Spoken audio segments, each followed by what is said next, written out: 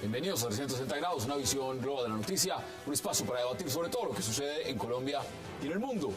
Iniciamos hoy 360 hablando de la tensión que se vive en Europa ante la decisión del gobierno provisional de Ucrania de recuperar a sangre y fuego territorios que han sido declarados prorrusos.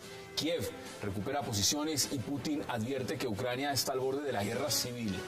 ¿Se avecina una nueva guerra provocada por el Kremlin? Debate hoy en 360.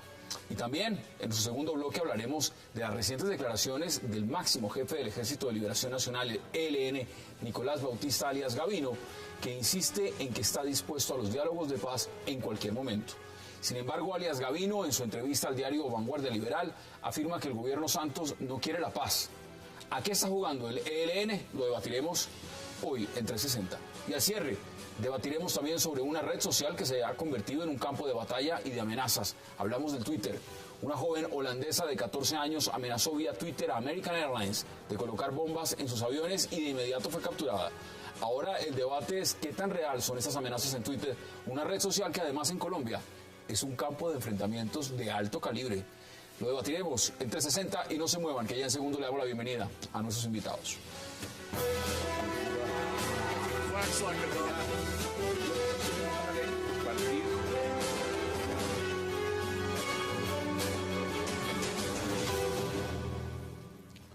Y qué placer dar la bienvenida a Miguel Benito, a Jesús Muñoz, a Nicolás Botero y a Philippe Bolón.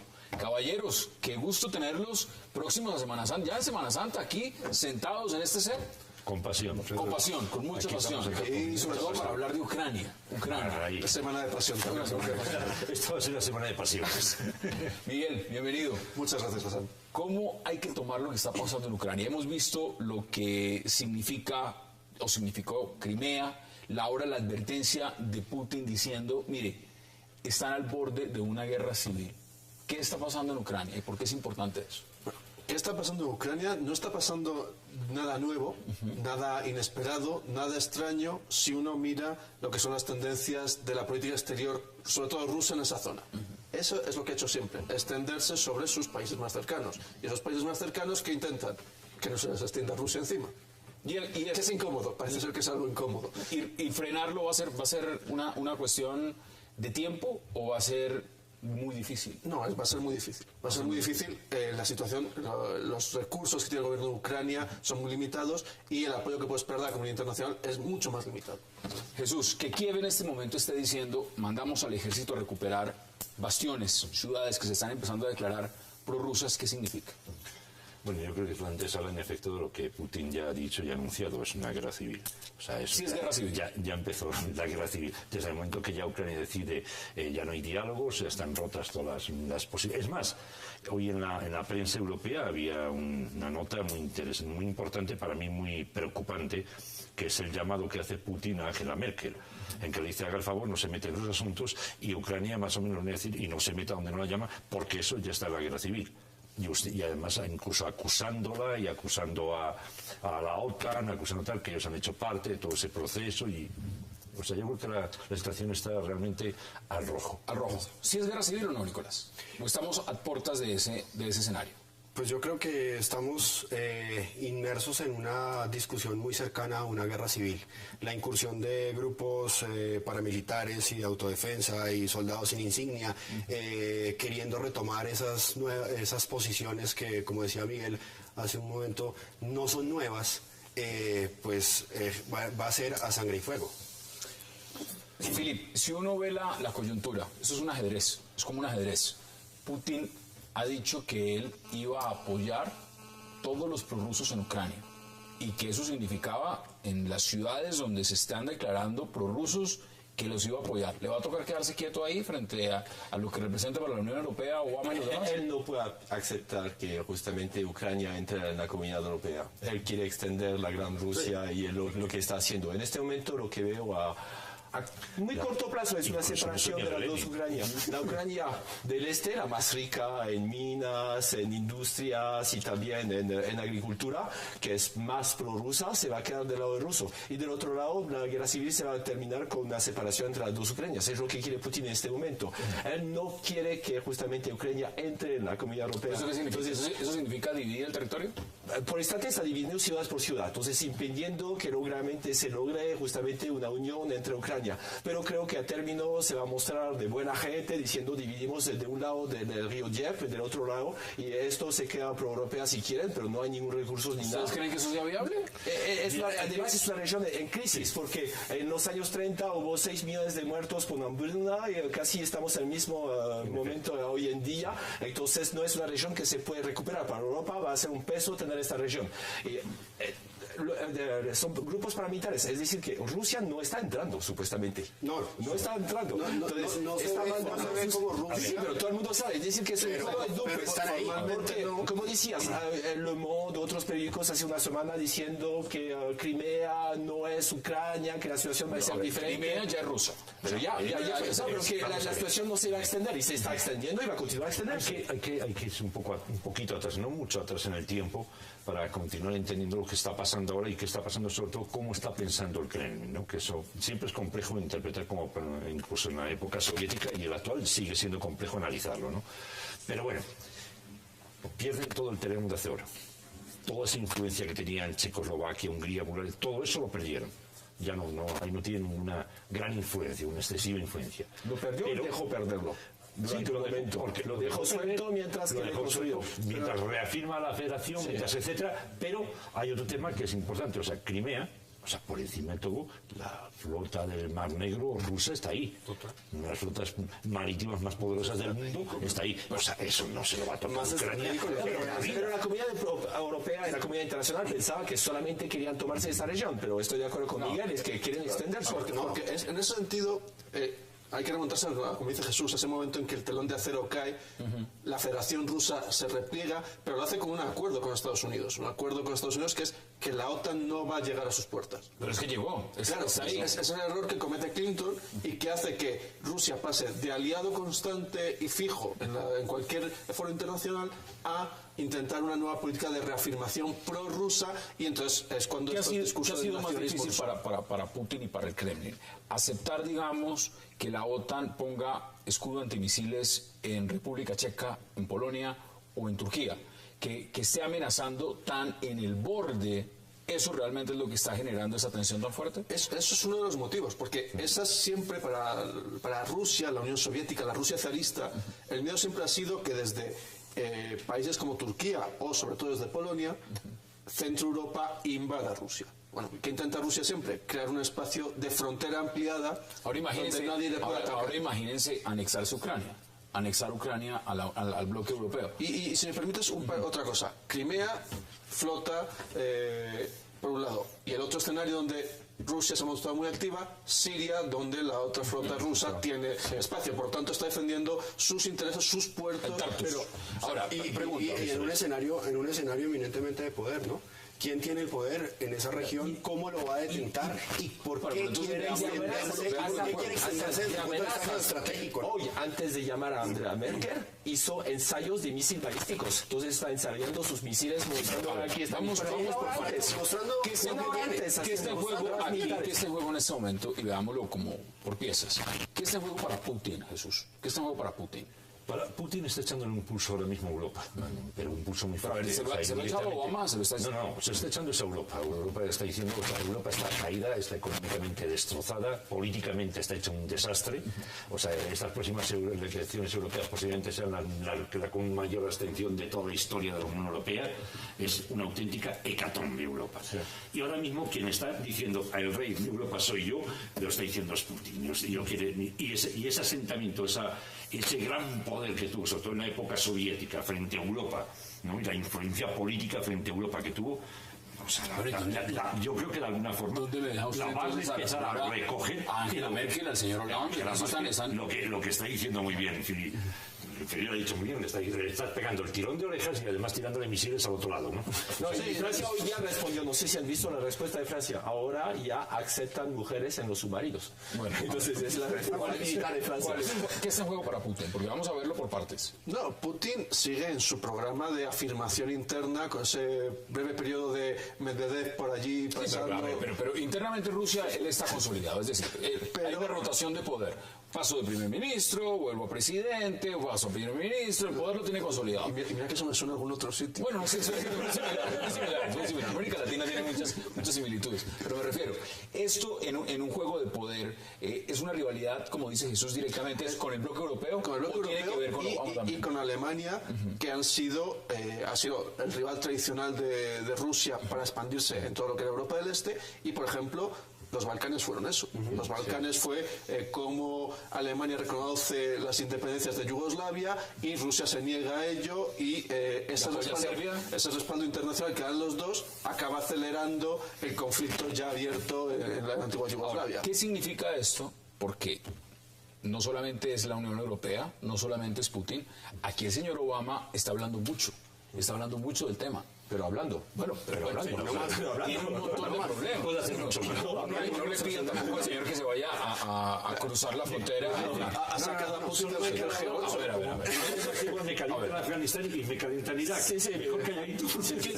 ¿Qué significa para Obama y socios estratégicos de Ucrania en este momento, la Unión Europea y demás? ¿Qué significa para ellos? ¿Qué es este juego? Lo acaba de decir Jesús, le calienta otros territorios y ya fritos, es decir, Irak y Afganistán, entonces no puede hacer nada. Obama en este momento tiene las manos amarradas y solamente puede hablar con perito, bla, bla, bla, pero no más. Y expulsar del G8. Sí, hacer selecciones, la OTAN y... Tarjeta roja. Sí, no va a ser VIP. Ustedes están diciendo que no puede hacer nada, pero han venido amenazas de bloqueos, amenazas de cuentas bancarias a los amigos cercanos a Putin, ha venido un montón de cosas. Pero Putin hizo amenazas sobre la bolsa de Nueva York, donde justamente la mayoría de los fondos son rusos o son chinos. Pero también ha amenazado con cerrar la llave del gas, pero eso como que al parecer Europa no los ha tenido. Pero la amenaza financiera en este momento tiene más miedo a Obama que Putin. ¿Usted está de acuerdo? En parte, sí. Esto es un movimiento eminentemente geopolítico y muy del lado de consolidar nuevas posiciones estratégicas por parte de Putin. Es querer demostrar un poder, y mientras tanto Obama pues viene hablando y viene diciendo, pero se va a quedar Ustedes quieto. ven O sea, el no es mucho lo que territorio, puede ustedes hacer ven a tampoco. Ucrania, y es un país bien grande, eso no es cualquier cosita, bien grande. Ustedes ven a Ucrania dividida más, que les hacen más territorio como lo acaban de hacer con Crimea, dividido el país territorialmente, Y hay un río. o lo ven al contrario, o lo ven recuperando territorio. ¿Cómo lo ven, Miguel? Yo, si el escenario de grupos paramilitares de ambos bandos en acción, lo que lleva es a una balcanización de Ucrania. Va a terminar los prorrusos y los proeuropeos. Con ese resabio que también suena viejo, y alguien lo dijo, pero en alemán, sobre allí donde haya un alemán está Alemania, bueno, pues ahora donde haya un ruso está Rusia. ¿Están de acuerdo? Sí, mira, Kasatунov, el comandante de la fuerza de la flota del Mar Negro, decía, de aquí no nos iremos jamás. Pero ¿cómo se van a ir? Se acaban de recuperar un territorio estratégico. En Sebastopol, tipos de clase pública, jamás. Y no lo extendía ahí. Dice, no solo de aquí, sino de muchos lados no nos vamos a ir. Sí, pero ¿eso qué significa? Porque la gran Rusia, que tú lo has mentado muy bien así, la gran Rusia lo necesita. Eso era como el panalemanismo. Bueno, la gran Rusia lo necesita, pero entonces... Ucrania, a ver, vamos a ver. La Unión Eurasiana, que está buscando Putin. Ucrania fue un país que dentro de lo que fue como la República Soviética de Ucrania, dentro de lo que era el aparato del Soviet Supremo, tenía una potencia. Es que es un país estratégicamente muy importante. Tenía tanta potencia que Khrushchev llega al poder por el Partido Comunista Ucraniano. Sí. Pero, ¿sabe? La influencia rusa prosoviética, que ya es vieja, y la influencia política rusa en las entrañas de la misma Ucrania son muy fuertes. Va a dejar la Unión Europea, Jesús lo ha dicho claramente, está debilitada, tiene un problema en la crisis interna, la crisis de Grecia, lo que sea, significa los países periféricos no se recuperan y todo lo demás. Pero a ver, enésima. En el juego, en ese ajedrez, ¿van a dejar los europeos que el señor Putin cada vez haga lo que le dé la gana? Es decir, o no hay forma de frenarlo, no seamos tampoco tan de decirle, a ver, usted no puede venir y cercenar un país y quitarle Crimea y mañana venir sencillamente y decir, pues estas ciudades también me parece que son prorrusas y lo que vamos a hacer es que nos vamos a meter donde nos dé la gana.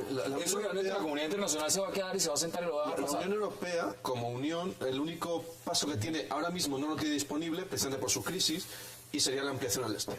La ampliación al este rápida para precisamente demostrar que la integración en Europa es mucho más rentable que la integración en la Gran Rusia. Hay una cosa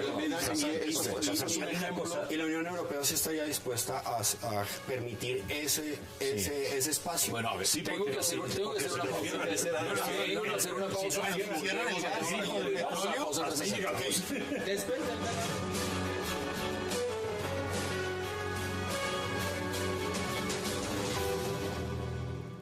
En una conversación telefónica, el presidente ruso Vladimir Putin hizo un llamado al presidente Barack Obama a hacer todo lo posible para prevenir el uso de la fuerza y el derramamiento de sangre en Ucrania.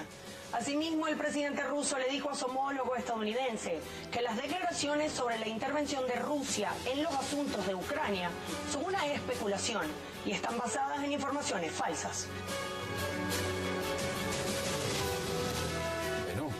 Vamos a redondear este tema y les tengo una pregunta que es bien interesante, porque no es solamente hacer el análisis de lo que está pasando en Ucrania, sino lo siguiente.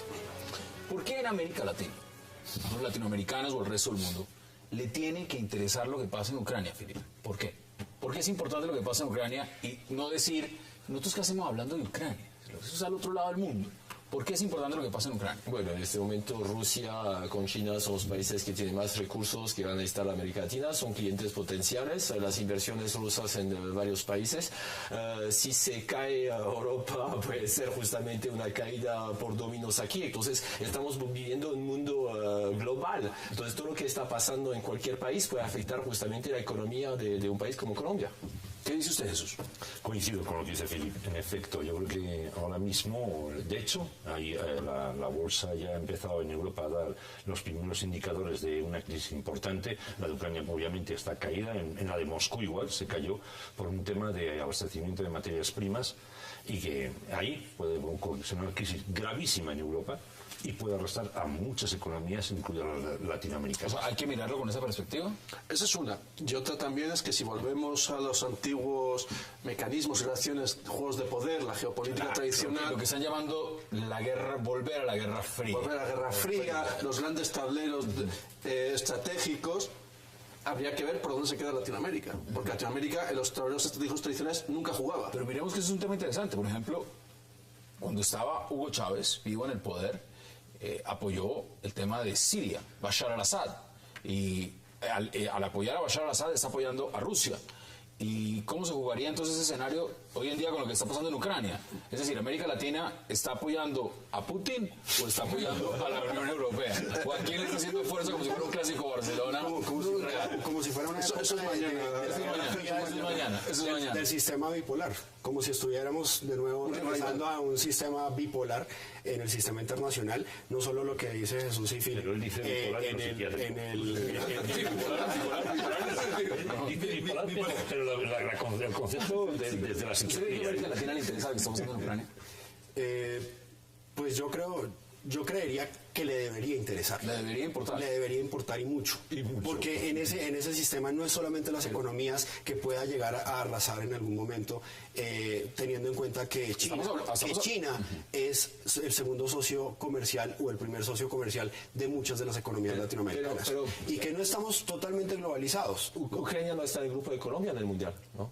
Bueno, sobre todo, ¿tiene jugadores en el Panini? Sí. Señores, vamos a cambiar de tema. Nos vamos de Ucrania, nos devolvemos a América Latina y vamos a hablar de Colombia. ¿Por qué? Por el ELN. El ELN ha dado unas declaraciones y ha dicho lo siguiente en una entrevista. Su máximo líder, alias Gavino, dice: el actual gobierno colombiano quiere la paz, pero sin embargo quiere sentarse a negociar. Veamos esta gráfica. ¿Cómo percibe la voluntad de paz por parte de Juan Manuel Santos, Ni la oligarquía ni el gobierno de Santos tienen voluntad de paz.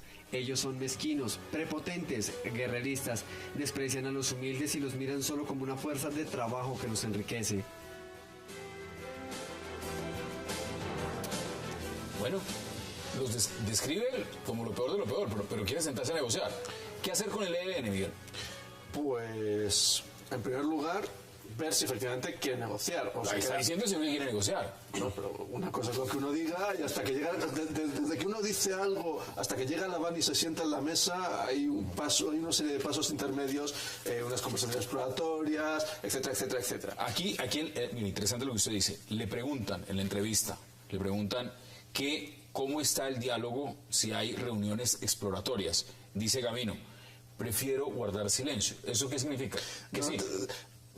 Puede significar que quiere parecer que sí y que no hay nada, o que sí hay algo. O que sí hay algo. Pueden ser las dos opciones, pero evidentemente ha habido contactos con el ELN desde el principio, desde que se empezó a abrir el tema con las FARC, pero el problema con el ELN es que no se le puede incorporar del mismo modo que se incorpora a las FARC, porque tiene una agenda propia y distinta, y el ELN está muy preocupado por no parecer hermano pequeño de las FARC. Pero mira, ahí está diciendo, y la gráfica lo saben de los televidentes, que hace 20 años, llevan 20 años buscando una negociación. 20 años. Sí, pero lo hacen muy disimuladamente.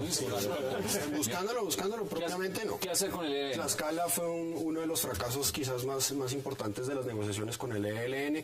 En este momento es realmente ver cuál es la voluntad real de paz que ellos tienen. El señor dice que quiere sentarse a negociar. Pero lo importante aquí es realmente la declaración, ¿no?, de un cese de hostilidades por parte del ELN, la entrega de los secuestrados, la voluntad de entrega de armamento. Pero lo que se está diciendo, y todo esto. Entrega de secuestrados. Los señores de la FARC estaban diciendo que ellos no secuestraban más, que el secuestro lo pararon, y resulta que seguían secuestrando. Este señor sí dice, nosotros secuestramos. Y es claro. Y tenemos, eso le genera la garantía al pueblo colombiano, por decirlo así, que la negociación que se haga o que se intente hacer se hará de cara al país, ¿no? Lo que no se hizo con las FARC. Otro elemento paradójico, si me permites preguntarlo.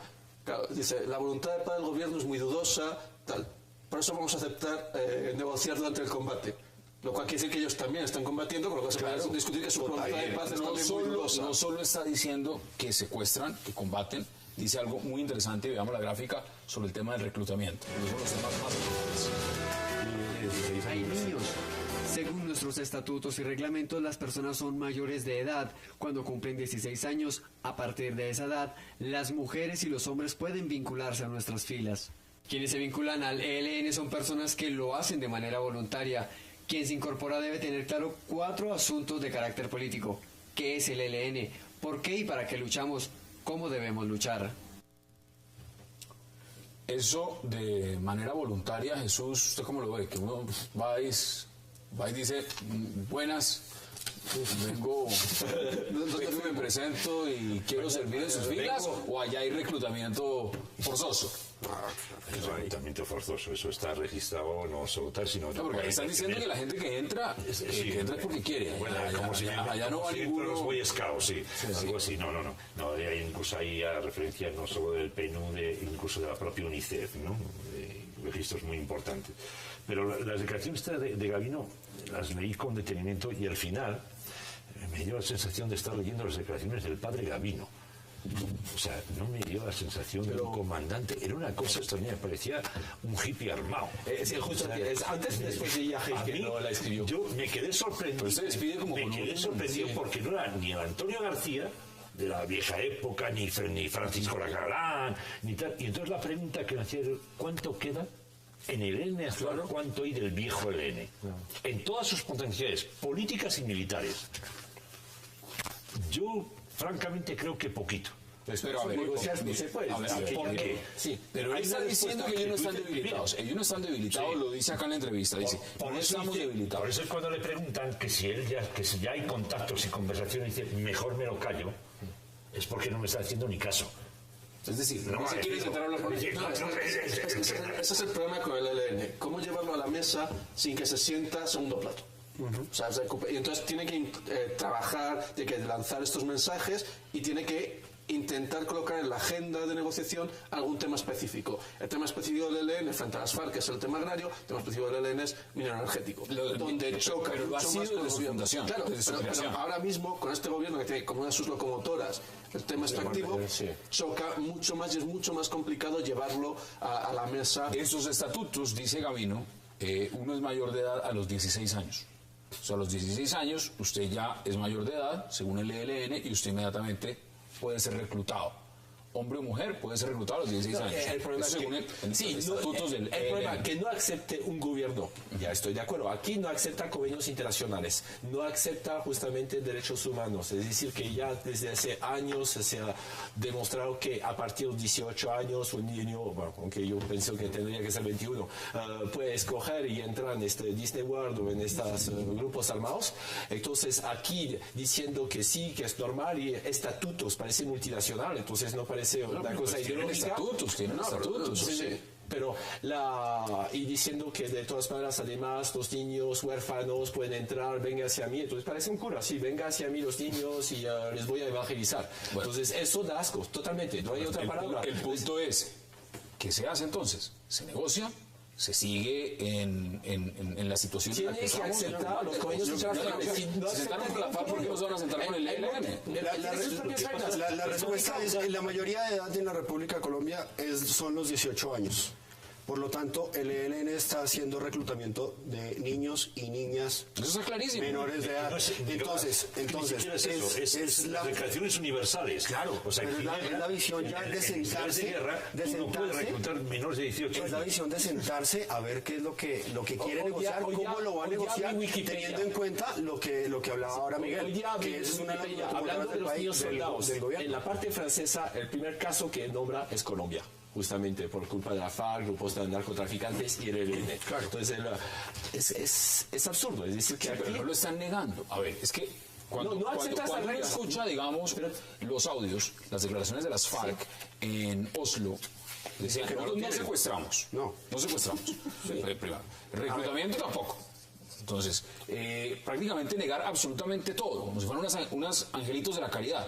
Este señor sí está diciendo, nosotros reclutamos, Pero se siente desde los orgulloso. 16 años. Se siente orgulloso de esto. Nosotros secuestramos, sí, secuestramos. No, pero no reclutan. La gente viene a Sí, mira, nosotros. sí. Además, Además, Él no recluta. masivamente Bueno, se además acercan. dice, los menores de 16 dentro de nuestra organización son niños protegidos. Pero él está diciendo, no está negando. No está saliendo a decir como Pero que está nosotros- hablando con los caballeros No, que justamente es que no se puede decir que porque el uno lo niega y el otro no lo niega, como es el caso de las FARC, que pues realmente no sabemos absolutamente nada de la fase de negociación, ni de la fase exploratoria, ni, No, es que ni, no sabe- ni las decisiones que no se se- han tomado. no se sabe todavía, No se se sabe sabe. conocer las No, pero víctimas. hemos escuchado las canciones, hemos escuchado las canciones. Entonces, la realidad es que demuestren la voluntad de paz que tienen. No es solamente decir lo que han hecho o lo que tienen, sino realmente entregar territorios, hacer desminado, entregar los niños de la guerra y comprometerse a largo plazo, porque esto no puede ser un proceso tan rápido y a puerta cerrada. Y concretar qué es esa voluntad de paz. Porque claro, tú lo estás diciendo, dicen, no niegan que hacen y no dicen que vayan a dejar de hacerlo. Claro, pero a ver, mire, en la entrevista, la tengo aquí enfrente mío, la he leído varias veces, Jesús creo que también la leyó varias veces, dice, entre sus fuentes de financiamiento de sus tropas,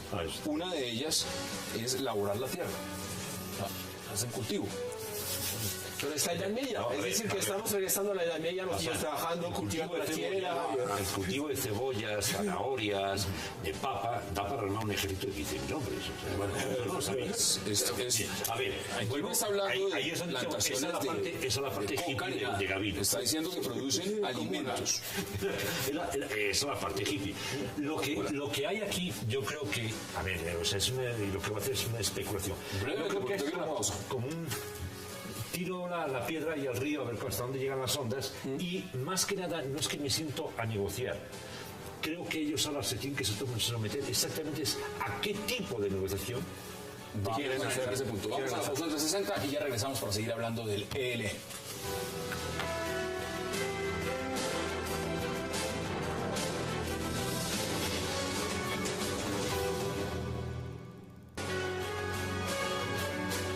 Regresamos al 360 y seguimos hablando, por supuesto, de lo que ha dicho Arias Gavino máximo líder del ELN, una de las organizaciones de los grupos guerrilleros más importantes en Colombia. Alias Ahora, Filip, ahora.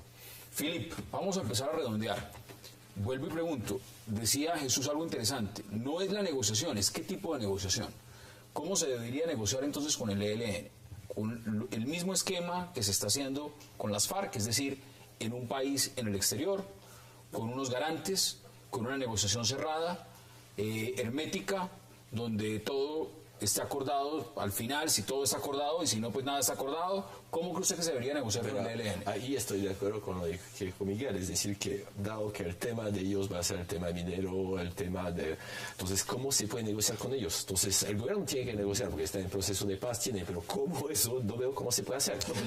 La política económica han dicho que no se está negociando. No, entonces, ¿qué van a negociar? Entonces, la única cosa es llevarlo lejos, entonces Cuba puede ser una buena opción para que... Pero no veo qué tipo de negociación se puede llevar justamente dado el discurso. No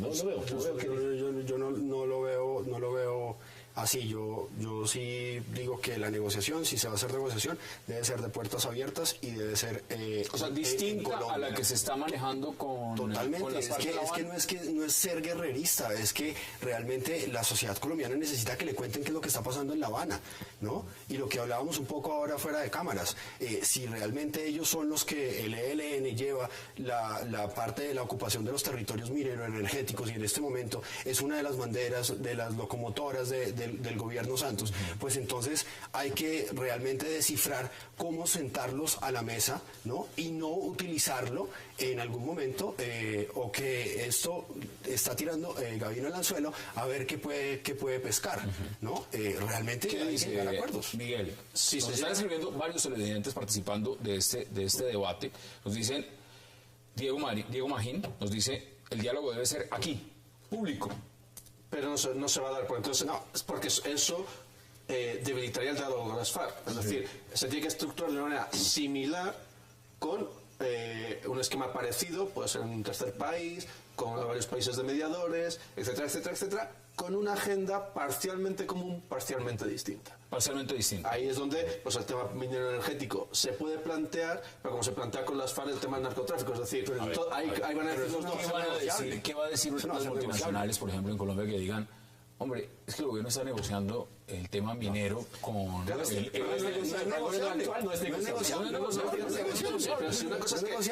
que uno diga que negocie, otra cosa es que negocie, una cosa es que negocie y otra cosa es que llegue a acuerdos. O sea, todas esas son distintos pasos. Yo puedo decir, sí, nos vamos a sentar a hablar. Digo, vamos a hablar todos del narcotráfico y todos vamos a decir que es malísimo. Sí, muy bien. ¿Y? Sí. Por eso está tirando un anzuelo. La posición del ELN es muy complicada, es una posición ahora mismo muy delicada. A ver, pero ¿debería abrirse esa puerta o no debería abrirse? O esperar a cerrar el capítulo de La Habana y luego sentarse y mirar, o aprovechar la coyuntura que está pasando en La Habana y negociar. Al ELN, por lo menos basándonos en el lenguaje de los helenos, ¿no? La oligarquía ha decidido dejarlo morir por inanición.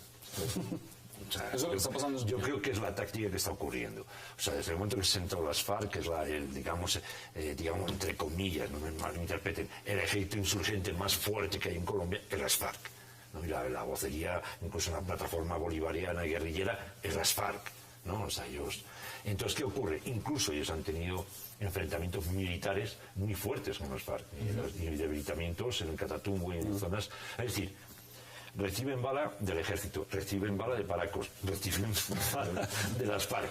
Francamente, porque decía Miguel, creo que esa comuna está un poco aisladita, y yo creo que Gabino, por algún sitio, está intentando decir, oye, que nosotros estamos aquí, pero eso que escúchennos. Aparte de la metedura de pata que tuvieron con el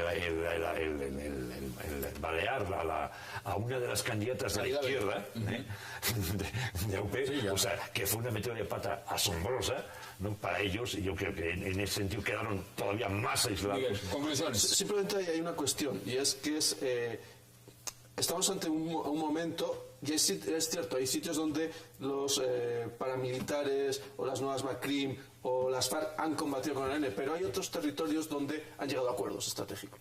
Y ahí vemos también la desterritorialización del conflicto, las nuevas lógicas territoriales, y también las fracturas de las lógicas y las cadenas de mando. Es decir, aquellas estructuras que empezaron siendo insurgentes, centralizadas, es decir, ya no son. Pero es que el señor Gavino en este momento debe estar diciendo también, mira, ya veo literalmente a Iván Márquez, al señor París, al señor Santrich hablando a los medios, están negociando 5 puntos de la agenda y nosotros estamos por fuera.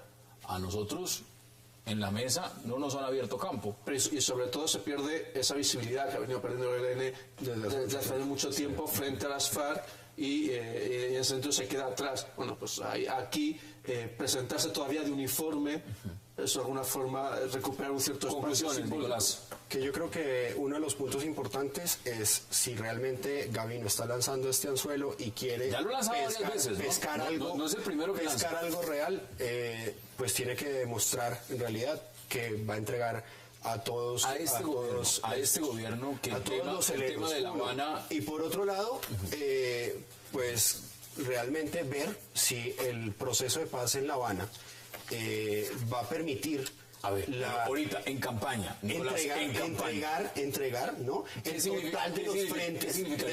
significaría para el gobierno en campaña en ese momento en elecciones, a portas de una primera vuelta presidencial? El proceso de paz no puede ser una bandera. A negociar con el ELN. El proceso de paz no puede ser una bandera. ¿Eso lo suben las encuestas o lo bajan? ¿O lo entierran? No, lo entierran. Lo entierran. Claro. O sea, de hecho, el proceso en sí mismo es un proceso muy delicado. El proceso tiene sus vueltas. Hay momentos que le sube y hay momentos que todo lo contrario, le está quitando muchos puntos, ¿no? Filip, conclusiones, porque vamos a hablar de Twitter. Igual. Pasó. Usted dice, no. Yo no estoy tan seguro de que le quite puntos. En la campaña, pensando en la campaña a largo plazo, le puede quitar si la negociación va mal, pero también le puede reforzar la idea de que si usted quiere paz, tiene que votar por aquí. Entonces, el debate, el problema se va a centralizar en la paz y no más. Hay otros temas y no más. Vamos a la pausa, porque al regreso vamos a hablar de Twitter. Hay amenazas y lo demás. Y en Colombia, algo muy interesante pasa con el Twitter. Ya lo vamos a debatir. Ya regresamos.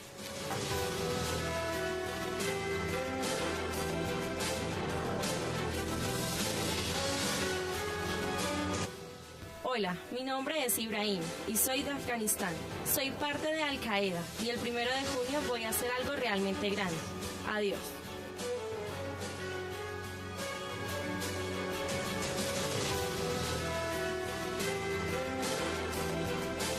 Regresamos 360. Filip, este tema por obvias razones empiezo con usted, porque usted es experto en el tema de redes y demás, e informática y todo lo que significa comunicación a través de estos aparatos y de las redes. Este tipo de amenazas, ¿hay que tomarlas en serio? Bueno, yo miro un poquito las estadísticas. En Holanda reciben 22.000 tweets cada día, más o menos, de amenazas, y 200. 35.000, pero después hacían como habían adolescentes, entonces aparte en la ELN donde los adolescentes pueden amenazar, pero bueno, son más o menos 200 que toman en serio, entonces hay que hacer un seguimiento. El problema es que la gente puede tuitear y hacerlo después, es decir que, me lo mandé, entonces quiero hacer este acto justamente. Lo que me gustó es, no sé si han visto aquí, estamos hablando de una compañía aérea, que era American Airlines, el tweet que mandaron US Airways, ¿lo han visto? No. Entonces, eso fue al contrario, un cliente que se quejó justamente de que los aviones llegaban tarde, parecía Bianca, y ellos, al lugar de disculparse, mandaron una fotografía porno. Bueno, entonces hay que tener mucho cuidado. Es decir, que en Twitter pasa de todo, de pornografía, pasa amenazas. Aquí en Colombia conocemos troles como candidatos a la presidencia o responsables de candidatos que mandan a unos a atacar, falsos tuiteros que atacan. Hay que mirar las fuentes, es como cualquier periódico. Que una niña de 14 años escribe un Twitter de estos, inmediatamente le llegue la policía holandesa. Pero antes no, eso es del Patriot Act en Estados Unidos, entonces todo el mundo tiene miedo. Antes había pasado así nomás, es decir, lo había escrito en el periódico de su colegio, no había pasado nada. Ahora todas las cosas escritas la gente la toma en serio. ¿Usted lo toma en serio? ¿Usted le llega a su Twitter y usted lo toma en serio? No, para nada, no. Vamos a ver. Hay una cuestión. Aquí nos acaban de mandar igualito. Me acaban de Les voy a hacer una pregunta a todos ustedes. Va a poner el papel de casa, hombre. Voy a hacer una pregunta. Tú has ido al aeropuerto, al aeropuerto de Bogotá. Sí. Y hay una cabina que te dicen elementos que usted no puede subir a un avión. A ver, ¿cuántas risas has hecho frente a esa cabina? Varias. Varias risas, ¿no? Varias. A que todas las hemos hecho. Esto del tweet, es decir, todas estas agencias de lucha antiterrorista de los aeropuertos, de tal, todos contra la pared, bájese los pantalones, que lleva granadas, todo eso me parece que ya han llegado a un ridículo tan grande, a mí me parece que ya ha llegado que parecen de una película de Monty Python o para Woody Allen, es una cosa, a mí me parece ya raya lo cómico, que a la niña de 14 años le respondieron diciéndole mensaje recibido, ya lo tiene el FBI y ya se lo vamos a enviar. Pues yo me imagino a una niña de 14 años recibiendo eso, debería decir, pues me estarán tomando el pelo. Luego ella ya empezó a mandar, no, que no he sido yo, que soy una amiga mía.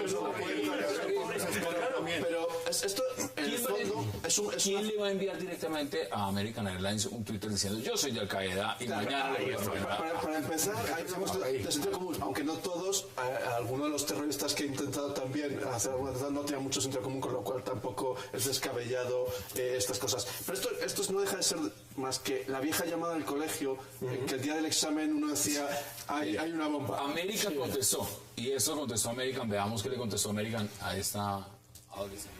Sara, tomamos estas amenazas muy en serio. Tu dirección será enviada a seguridad y al FBI. Es por eso que quería hacer el paralelo con el porno, es decir, que eso es un chiste. Pero Twitter es un arma. Twitter es un arma, porque ahí es donde quería ir. Twitter es un arma y se lo voy a preguntar de manera directa. En Colombia ya están diciendo algunos periodistas que quieren conocer nombres de tuiteros prepagos con dineros públicos que los atacan. Es decir, más señales no puedo dar. A lo que me refiero es, ¿el Twitter es un arma?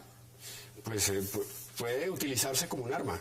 No, eso es, Andrés Felipe Arias lo tuvieron detenido y decían que uno era un peligro para la sociedad porque podía usar el Twitter. Al enviar mensajes como el que envía esta niña a American Airlines, es tan fácil seguir la dirección IP que se puede judicializar y realmente saber si es un ataque terrorista o no. Pero desde el punto de vista de lo que puede llegar a suceder también, me parece que pues debe tener un poco más de la posición de las agencias, ¿no?, de inteligencia. ¿Usted se sentiría amenazado por un mensaje en Twitter? No. Pues desde el punto de... depende. No, pero depende del mensaje, depende de la coyuntura. Depende de la coyuntura, depende de las cosas. Por eso miren este Twitter, veamos este Twitter. Esto ya es en Colombia, esto es un Twitter acá. ¿Cuántos no quisiéramos tener a Parada, Palacio, Camacho, Uribe, Turbay al frente y sin escoltas? Yo pagaría por ese placer. Bueno, fantasías, pero no, es una fantasía sexual. Es una fantasía. ¿Ustedes quieren tener sin escoltas para qué? Se preguntamos. Eso es una fantasía sexual como tal. O sea, tú sabes que hay todo tipo de aberraciones. Una es esa. Pero usted lo tomaría como algo personal. La pregunta es... Acá hay fuertes enfrentamientos en Twitter. Las redes sociales pueden en algún momento confrontar, ¿no?, posiciones, polarizar y generar desacuerdos en cuanto a que el uno se siente atacado por el Si me permites, en este momento en Colombia hay un hashtag que está circulando que se llama voto con conciencia. La idea es justamente movilizar a los candidatos políticos para que hablen de ciencia y tecnología, porque en las elecciones parlamentarias anteriores ninguno habló de ciencia y tecnología. Entonces, Twitter puede ser un arma para movilizar a la gente para una causa, para recolectar fondos, para anunciar una manifestación estudiantil, mira, la policía está de este lado, entonces la ¿Puede gente ser para hacer bullying? El problema es que el bullying... Si usted lo coge hoy, obviamente, 500 personas, 500 trolls, y le empiezan a insultar durante todo el día. ¿Eso es bullying? Eso es bullying, pero depende de la persona que lo recibe, cómo lo recibe. Entonces, si es un niño de 14 años, obviamente lo recibe muy mal. Película. A mí no, entonces yo estoy acostumbrado a que me atacan por Twitter. Pero, nada, entonces al contrario.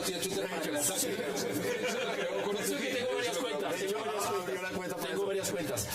Pero la idea es que Twitter es un arma en esto, porque la gente puede en este momento mandar una fotografía, estoy en tal sitio, mira, está tal grupo, tal policía, tal persona que está haciendo una corrupción, mando la foto en directo. Lo vimos con el caso del parlamentario aquí que hizo corrompir la policía porque andaba borracho, entonces no se subió por Twitter, pero por la red social. En este momento la red social tiene un poder tremendo, que la inmediatez de la información que se puede pasar. Alguien, lo recordamos cuando mataron a, creo que Saddam Hussein, justamente, y mandaron cuando lo colgaron. Felipe, entonces, lo un ejemplo, nos están mandando, y nos mandan acá directamente varios twitters. Por ejemplo, este nos lo están mandando, donde un señor que se hace llamar Alejandro Vallejo le escribe a una niña que se llama Ale Acosta, le dice: espero que te violen por ser esto, que te echen ácido y que no vuelvas a aparecer. Esto ya se lo reportaron al general Palomino. Sí, hay que hacerlo. Muchos, Claro, hay que y lo hacen. Pero fíjate, hay que hacerlo.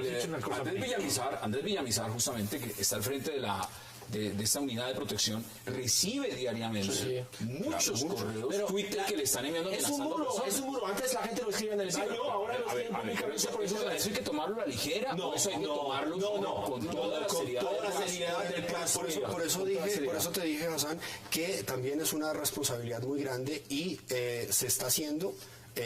Pues no sé a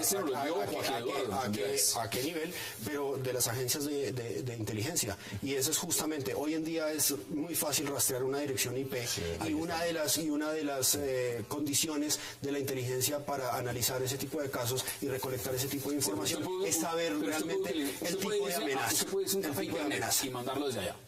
Te rastrean, claro, pero normalmente en ciertos cafés hay cámaras que filman. Aquí en Colombia existe una red que se llama Red Papás, hay unas líneas de emergencia justamente para denunciar, tiene buena policía justamente para rastrear los casos. Entonces Colombia es un país que está protegido en esto, es decir, que si alguien recibe difamación o amenaza, puede rastrear de dónde viene. Y cibercafé, hay cámaras, en ciertos cibercafé le pregunta la cédula a las personas para poder tener el registro de qué es lo que va a escribir y qué es lo que va a hacer. Exacto, por supuesto. Bueno, y hay que ver, o sea, es mejor prevenir que curar, ¿no? En ese sentido, recibir estudiarlas, y claro, lo que no hay que hacer es a la niña de 14 años que mandarle a la policía a la puerta, más allá del susto, además comentarle. Ese diálogo de Twitter entre la niña y American Airlines era casi un diálogo, lo que esperábamos, un diálogo para besugos, ¿no?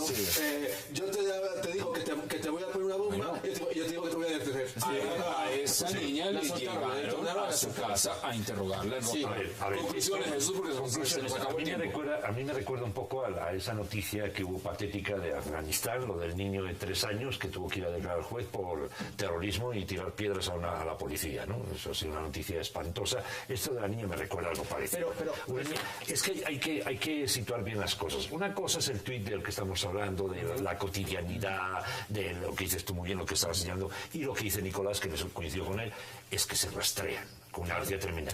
Y otra cosa es un profesional del terrorismo, tipos entrenados diciendo: voy a tirarme las Torres Gemelas. O sea, mire, o sea... Bueno, pero ¿qué dice Miguel? O sea, no encajaría. Pero te juro que una de las tácticas del terrorismo es el silencio. O sea, es la sorpresa. Y la sorpresa, el mayor impacto mediático, o sea, los trenes de Atocha, fue el silencio. Espera, aquí puede ser un ataque fuerte. Sí, puede ser un ataque fuerte, porque ese tweet puede ser retuiteado. Entonces entra un pánico, entonces le puede hacer perder clientes a la compañía. Entonces, más que este miedo de terrorismo, que no creo que lo tomaran en serio, pero el tema es que esta información llega a demasiada gente, la gente dice: uy, no voy a entrar en esa compañía. Nicolás Botero, conclusiones en 15 segundos. Pues, ¿Qué hacer entonces? Pues utilizar las redes sociales realmente para lo que están diseñadas. Ya sabemos que eso es bien difícil. Sí, están cubriendo todo, pero me parece que se debe hacer con cierto grado de responsabilidad. Conclusiones, Miguel Benito, concluyos este debate. Con cierto grado de responsabilidad. Twitter, las redes sociales no dejan de ser más que otras formas de comunicación, y por tanto tienen cabida para todo, desde la propaganda, desde las amenazas, desde no sé qué. Pues hay que ser crítico, como es con todos los demás medios, para saber analizar y discernir qué es serio, qué no es serio, qué es propaganda, que puede ser una amenaza. Y se nos acabó el tiempo. Ha sido un verdadero placer, como siempre. Jesús Muñoz, gracias por la invitación. Nicolás Botero, gracias. Muchas gracias. Miguel Benito, un placer. Y señor Philippe Bolón, gracias también. A ustedes, gracias por acompañarnos. Recuerden repetición de este programa 11:30 de la noche, creo que a la 1 de la mañana también, a petición de ustedes. Y nos vemos mañana, 8 de la noche, para seguir debatiendo toda la agenda política de Colombia y del mundo. Gracias por acompañarnos.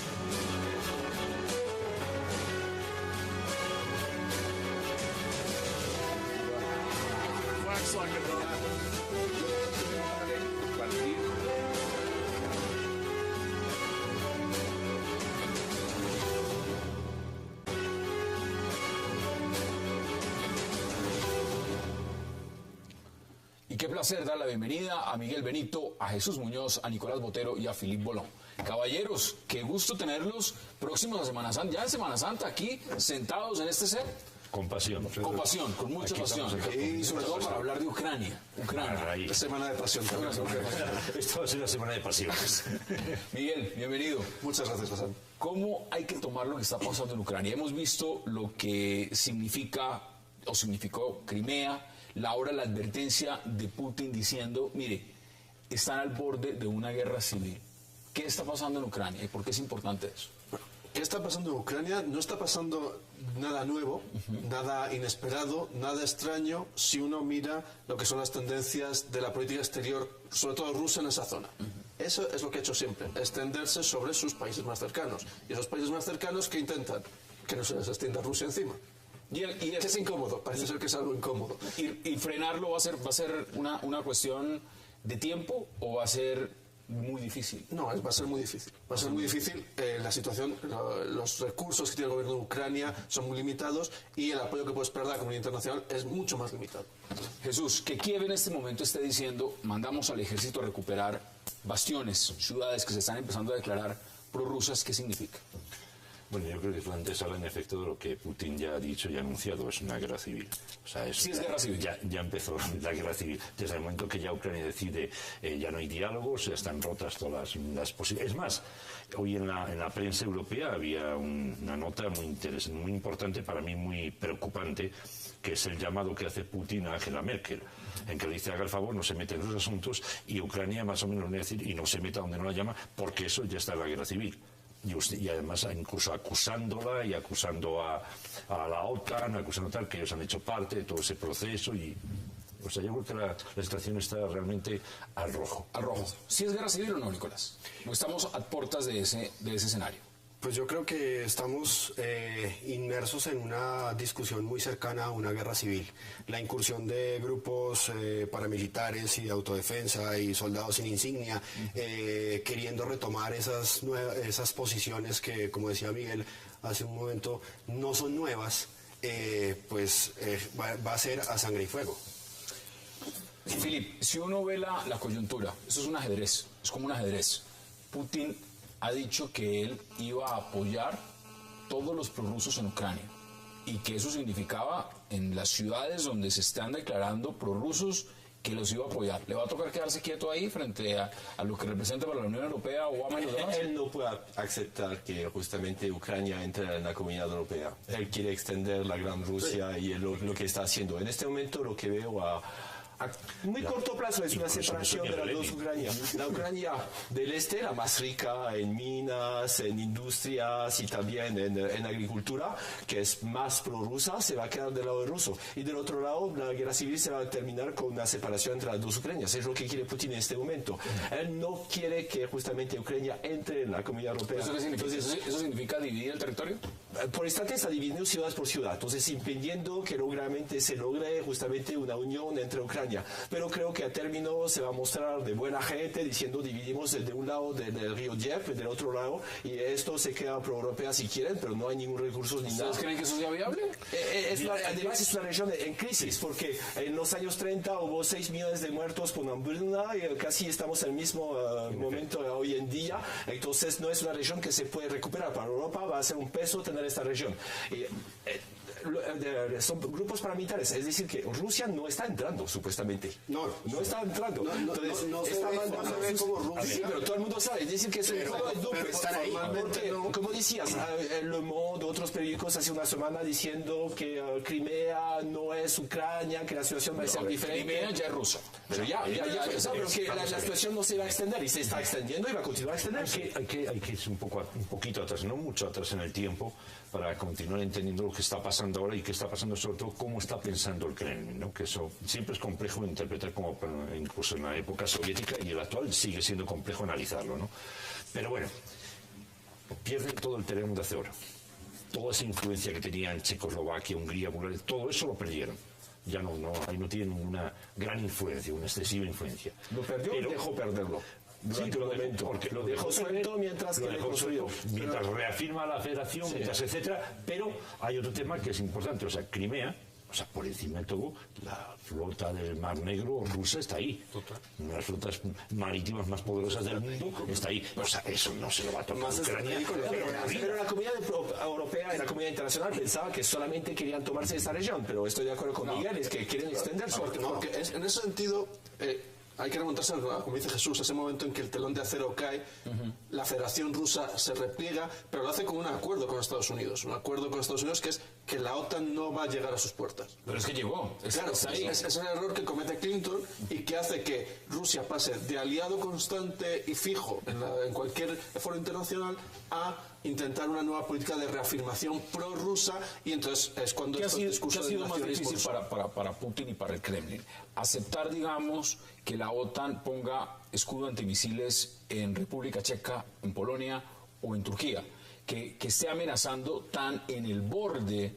¿Eso realmente es lo que está generando esa tensión tan fuerte? Eso es uno de los motivos, porque esa siempre para Rusia, la Unión Soviética, la Rusia zarista, el miedo siempre ha sido que desde países como Turquía o sobre todo desde Polonia, Centro Europa invada Rusia. Bueno, ¿qué intenta Rusia siempre? Crear un espacio de frontera ampliada donde nadie le pueda atacar. Ahora imagínense anexar Ucrania al bloque europeo. Y si me permites otra cosa, Crimea flota por un lado, y el otro escenario donde Rusia se ha mostrado muy activa, Siria, donde la otra flota rusa tiene espacio, por lo tanto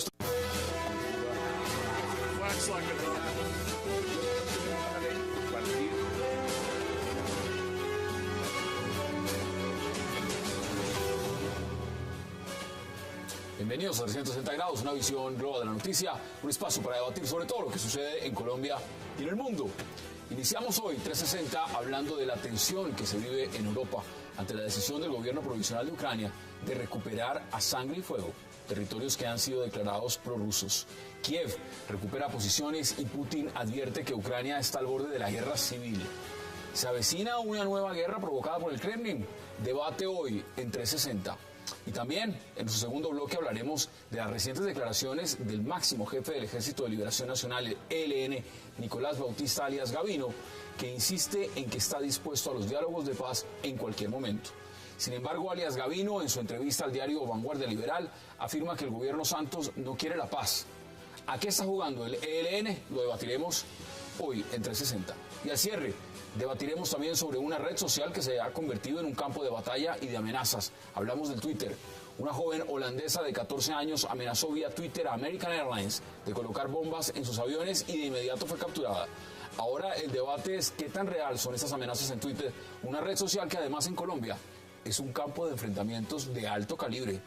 Lo debatiremos en 360 y no se muevan, que ya en segundo le hago la bienvenida a nuestros invitados.